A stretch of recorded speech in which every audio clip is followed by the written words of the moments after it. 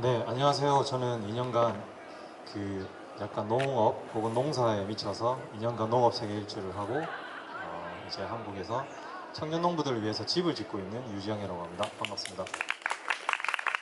네, 제 전에 하신 분이 고기에 미쳐 있다면 저는 농사에 미쳐 있는 사람이고요. 사실 이 여행을 떠나게 된 가장 큰 계기는요. 어떻게 보면 많은 사람들이 이렇게 물어보세요. 왜 농사를 짓게 됐냐? 혹은 왜 농사를 짓는데 농업 세계일주를 떠났냐? 그리고 농사를 짓고 싶어서 농업 세계일주를 떠났는데 왜 지금은 집을 짓고 있냐? 그리고 왜 영화를 만들었냐? 이런 이야기들을 많이 하시는데요. 지금 이 이야기들을 통해서 그런 이야기들을 같이 좀 충족시킬 수 있을 것이라고 생각합니다. 그리고 동시에 지금 여기 대학생분들이 많으신데 자신만의 어떤 가치를 찾는 과정, 그리고 자신만의 가치를 찾아서 그 속에서 어떤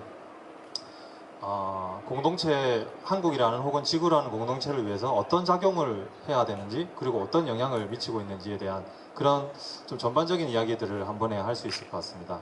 네, 제가 처음 농사에 관심을 가지게 된 가장 큰 이유는요, 이집트 배낭여행을 가게 되면서 관심을 가지게 됩니다.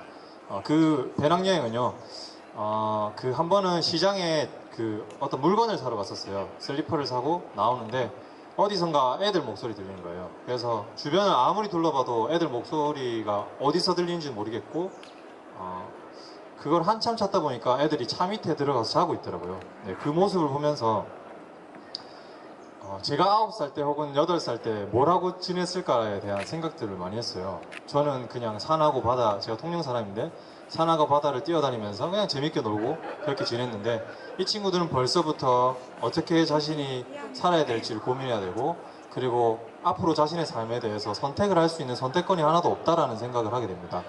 그 과정들을 보면서 되게 많이 울기도 하고, 단 한 번도 타인의 아픔에 대해서 생각을 해보지 못하다가 그 23살에 다 큰 청년이 그런 관심, 그 아이들이 어떻게 하면 앞으로 더 나은 환경에서 살 수 있을까에 대한 고민을 하게 됩니다. 그리고 한국의 어떤 그 고아원이나 이런 것들을 찾아다니다가 중국, 몽골, 그리고 뭐 필리핀이나 그 동남아 국가들의 그 고아원이나 빈민가를 찾아다니게 됩니다. 그 속에서 쓰레기 더미에서 살아가는 아이들, 그리고 입양되었지만 그 장애가 있어서 또 계속해서 버려지는 아이들을 만나면서 그 아이들이 그 앞으로 좀 더 나은 삶을 살기 위해서 뭐가 필요할까를 되게 한 3년 정도 고민을 하게 됩니다.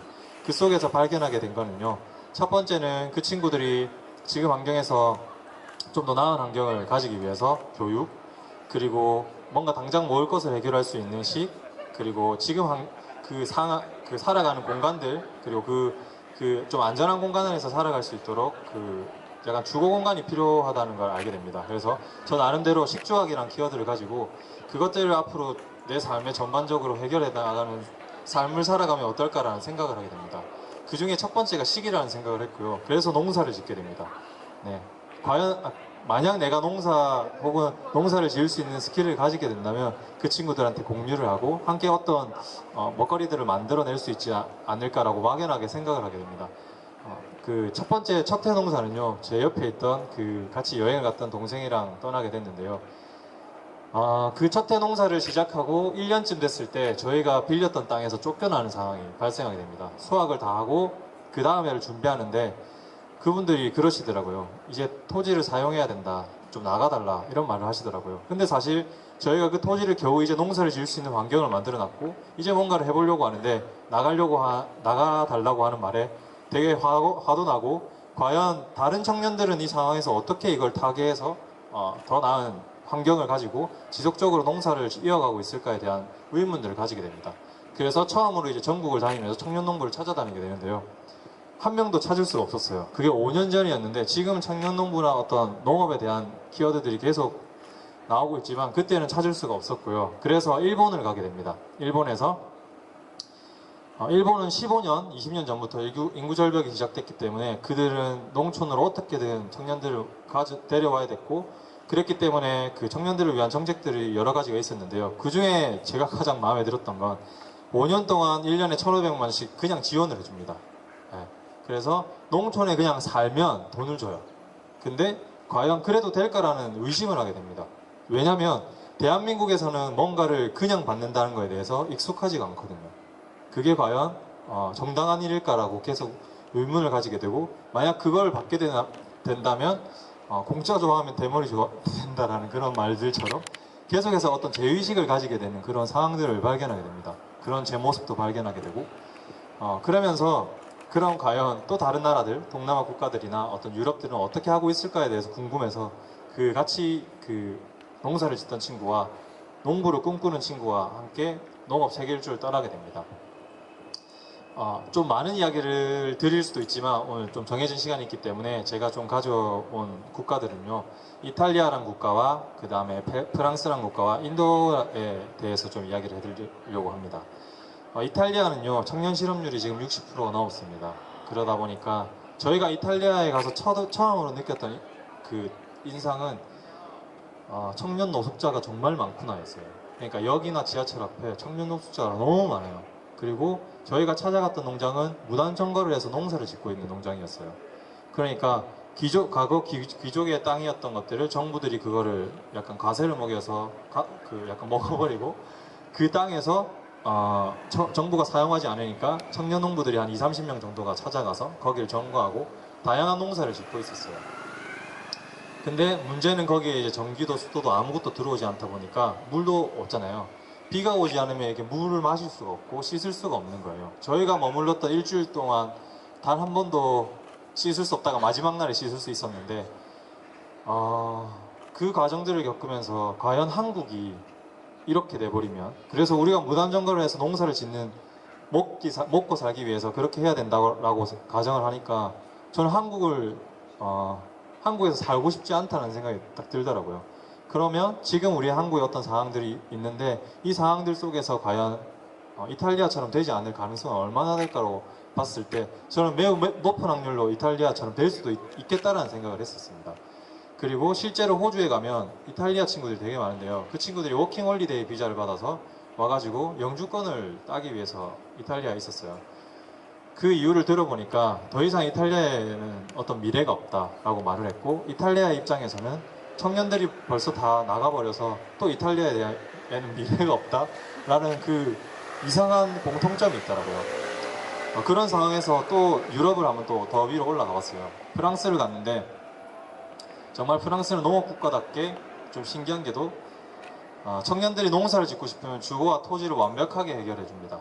그리고 소비자들을 연결해주고 지속 가능하게 농사를 지을 수 있도록 어떤 돈을 벌 수 있는 그런 시스템도 다 만들어져 있더라고요.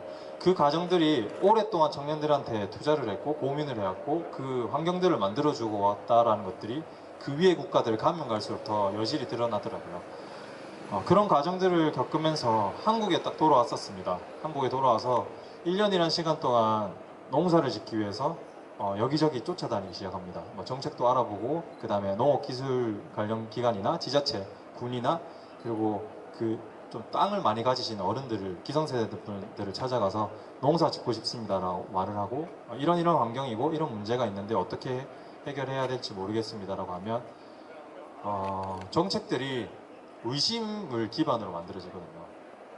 그러니까 이거를 약간 꾼들이 정책 자금 같은 것들을 다 갈취 혹은 약간 다 가져가져 버리지 않을까라는 그런 의심을 기반으로 정책이 많이 만들어져요. 그러다 보니까 저희가 혹은 제가 받을 수 있는 것들이 정말 없더라고요. 그리고 대출을 받으려고 해도 저도 이미 학자금 대출을 받은 상태에서 그것도 받을 수 없는 상태였고, 그렇게 1년을 힘든 과정을 겪으면서 다시 한번 생각해 봅니다. 그럼 내가 그 2년이란 시간을, 3년이란 시간 혹은 4년이란 시간을 공부했지만 과연 이 타이틀을 버리고 당장 할 수 있는 것들이 무엇일까라고 다시 바닥에서 생각해 보니까 집을 지으면 되겠다라는 생각을 합니다. 그래서 자취방에 제가 그 당시 살고 있었는데 자취방 보증금으로 집을 한 채 짓습니다. 이게 1,000만 원이라는 돈으로 6평의 1동식 주택을 짓는데요. 이 집을 짓게 된 가장 큰 이유는 그 빌린 땅에서 쫓겨나도 그 집을 가져가면 되지 않을까라는 생각을 하면서 짓게 됩니다. 그 집을 지으면서 주변 친구들을 모으고 함께 짓고, 과정에서 농부를 꿈꾸는 수면 위로 드러나지 않은, 그래서 농촌에 기반이 없는 청년들이 한 30명 정도가 찾아와요. 그 친구들이 저한테 하소연을 맨날 합니다. 그러면서 자신도 이런 집에서 농사를 짓고 싶다는 말을 하는데 그 친구들한테 제가 해줄 수 있는 말이 없었어요. 그러면서 내가 선배로서 혹은 그 과정을 밟아오는 사람으로서 이 친구들을 위해서 뭘 해줄 수 있을까에 대한 고민을 다시 하게 됩니다. 그리고 이 친구들을 위해서 집을 지어야겠다라고 생각을 하게 됩니다. 그리고 그 친구가 농사를 지을 수 있게끔 농장을 디자인해주고 수익을 낼 수 있게끔 또 판로를 만들어주고 그런 과정들을 내가 해야겠다라는 생각을 하게 됩니다. 사실 저는 농사를 너무나 짓고 싶었어요. 그래서 그 영화 마지막 촬영쯤에 감독님이 저한테 물어보세요. 한국에서 네가 땅이 생기고 첫 삽을 펴게 된다면 어떤 기분일 것 같냐라고 물어보셨을 때 정말 많이 울었거든요. 한 2시간 울었을 거예요. 그 과정을 겪으면서 너무 행복해서 울 것 같다라고 말씀을 드리고 한국에 돌아왔는데 그 절망적인 상황과 여전히 시작할 수 없는 상황, 그리고 그런 나와 같은 후배들, 동생들을 보면서 나는 이런 사명감을 가지고 지금 기아에 대해서부터 시작을 했지만 지금 한국에 처해 있는 상황이 과연 어떤 기아 문제만큼 큰 문제가 아닐까? 혹은 큰 문제이지 않을까라는 생각들을 하게 됩니다. 그러면서 그런 일을 시작하게 됐고요. 지금은 2번째 집까지 지은 상태입니다. 사실 이런 과정들을 겪으면서 사실 식주학이었잖아요. 근데 저는 벌써 농사를 조금 지을 수 있다는 것과 집을 좀 지을 수 있다는 그런 집을 모든 과정을 제가 직접 짓는 과정이거든요. 벌써 그 2가지를 얻은 거예요. 그리고 이 2가지를 통해서 교육을 할 수 있는 것까지 어느 정도 베이스를 만들어 놓은 상태인 거예요. 그렇게 두고 보니까 과연 나는 이런 생각들을 어떻게 했고 어떻게 이런 어떤 통찰력을 가지게 됐고 사회 시스템에 문제 있는 것들을 어떻게 지적하고 있을까를 다시 생각하게 됐는데요. 그 과정에는 인도에서 어떤 수행이 있었습니다. 사실 인도에 가면 어떤 수행을 할 수 있다고 많은 분들이 말을 하잖아요. 저는 거기서 그 생태 공동체를 디자인하는 교육을 한번 한 달 동안 받았었는데요. 그 교육 과정에 딱 2가지의 어떤 키워드들이 있었어요. 첫 번째는 저희가 여행을 하면서 2친구랑 같이 여행을 하면서 갈등이 되게 많았어요. 당연하잖아요. 부부에도 싸움이 계속 이어지는데 저희가 4개월 동안 말을 안 한 적도 있었고 중간에 한국에 다시 돌아온 적도 있었어요. 근데 그것들을 어떻게 해결했냐면요. 인도에서 이런 말을 합니다. 너는 누구인가라는 질문을 하더라고요. 그래서 처음에는 내 이름은 누구고 나는 어디에 왔고 난 이런 것들을 하고 싶어 하고 이런 것들을 막 말을 했는데 그 어떤 것도 저를 대변해 줄 수가 없는 거예요. 유지영이라는 이름은 저희 부모님이 지어주셨고요. 제가 거기에 살게 된 것도 제 의지가 아니잖아요. 거기에 태어났기 때문에 살게 된 거고. 막 그런 고민들을 하다 보니까 문득 지금 하고 있는 과정, 그리고 내가 꿈꾸는 비전이나 가치, 그리고 철학, 미션, 그런 것들이 나를 대변하는 것이구나 라는 생각들을 하게 됩니다.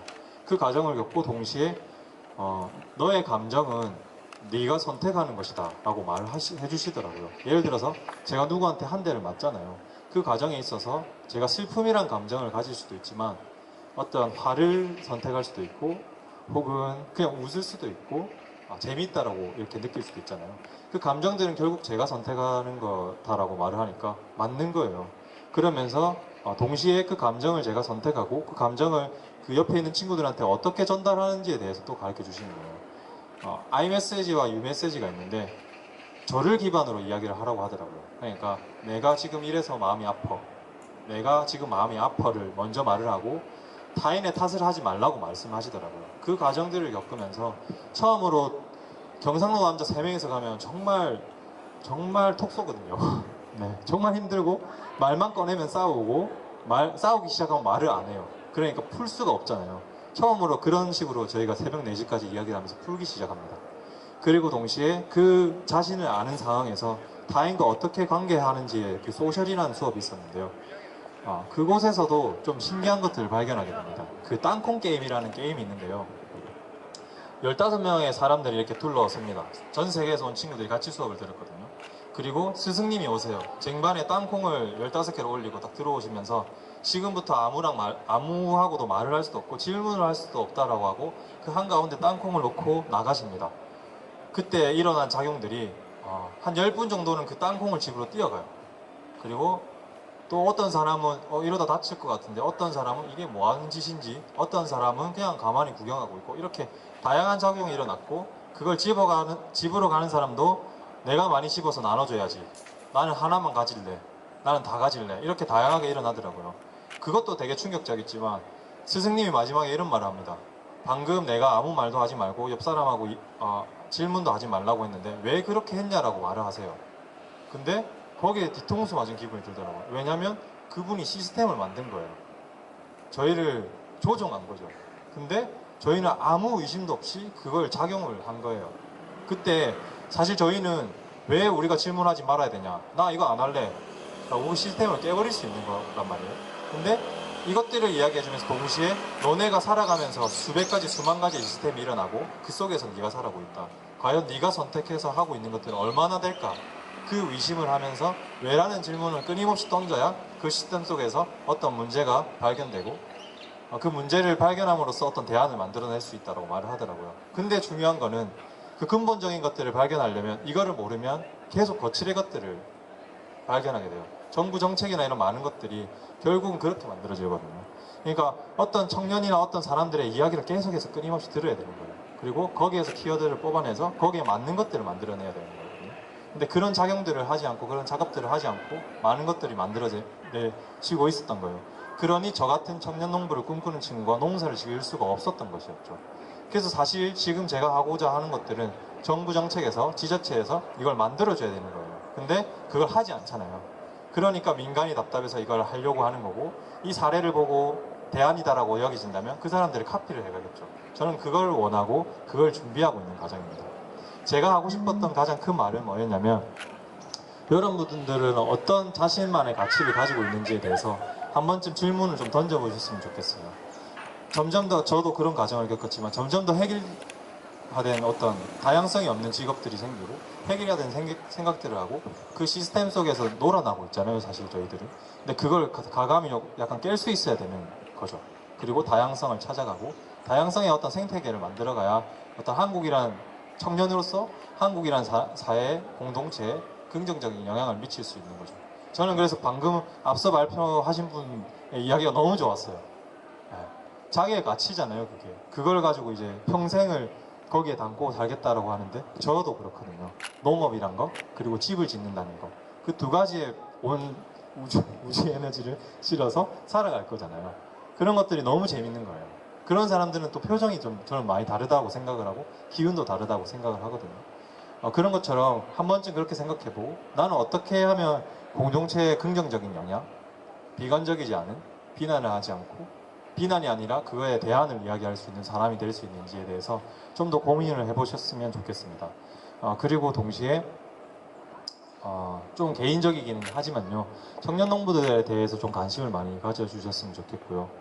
저희가 하고 그리고 제가 꿈꾸는 것들은 그런 청년 농부들이 그냥 마음껏 와서 한 달이면 한 달 살다가 농사를 짓고 싶으면 더 짓고 아니면 또 떠날 수 있고, 뭐 농사 짓고 싶으면 또 돈을 받아서 거기서 경제적 지원을 받아서 환경을 좀 가지고, 그런 것들이 결국은 저희가 함께 만들어가야 되는 것들이라고 생각을 합니다. 저는 그냥 그거를 처음 고민했고, 처음은 아니겠죠. 어쨌든 고민을 좀 실행으로 옮기려고 하는 사람이고, 그걸 좀 더 많은 응원과 지지를 좀 해주셨으면 좋겠습니다. 감사합니다.